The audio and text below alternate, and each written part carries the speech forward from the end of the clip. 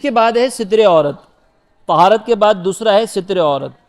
ستر عورت کا مطلب یہ ہے کہ خواتین کے لیے اپنے جسم کے چہرے، یہ دونوں ہاتھ اور پیروں کا جو ظاہری حصہ ہے، جو پیچھے یہ جو تلوا وغیرہ ہے، اس کے علاوہ خواتین کو پورا جسم چھپانا ضروری ہے. اس میں ان کے بال شامل ہیں، اسی طریقے سے ان کے ہاتھوں کی یہ جو کلائیاں ہیں یہ ساری شامل ہیں.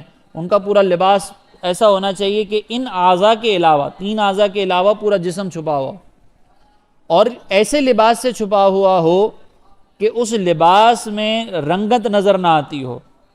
جیسے بعض اوقات خواتین جو ہے وہ پتلا سا دوپٹہ پہن لیتی ہیں، اب وہ پتلے دوپٹے کے اندر بالوں کی رنگت ظاہر ہو رہی ہوتی ہے، پورے بال اس میں ظاہر ہو رہے ہوتے ہیں، تو اس صورت کے اندر ان کی نماز نہیں ہوگی، کیونکہ ان کے بال، ان کا ستر جو ہے وہ ظاہر ہو رہا ہے، بال ان کے ستر میں شامل ہے.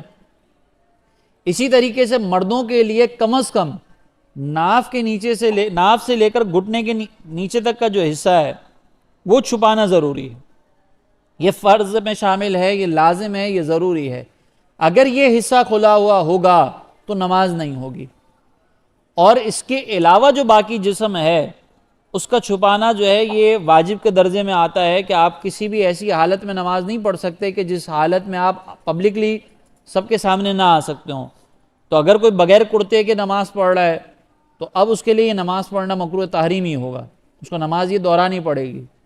لیکن کم از کم یہ حصہ جو اپنے ناف کے نیچے سے لے کر گھٹنے کے نیچے تک کا جو حصہ ہے اس کو چھپانے کی ضروری ہے. اگر یہ نہیں چھپایا تو نماز کے اندر پھر بہرحال اس کی نماز نہیں ہوگی.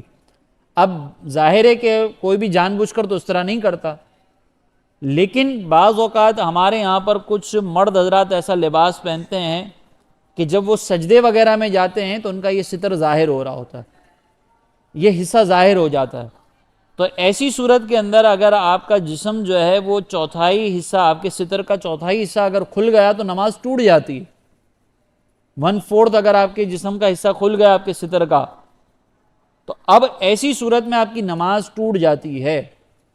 تو یہ لباس ویسے بھی نہیں پہننا چاہیے کہ جب آپ اگر کوئی کسی کے سامنے اگر آپ جائیں اور تھوڑا سا اگر آپ کے جھکنے سے وہ آپ کا ستر ظاہر ہو رہا ہو تو یہ تو لباس ویسے بھی نہیں پہننا چاہیے، نماز میں بدرجہ اولا نہیں پہننا چاہیے.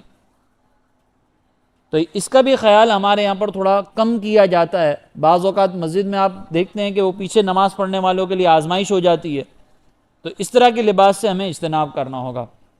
پھر اس کے بعد ہے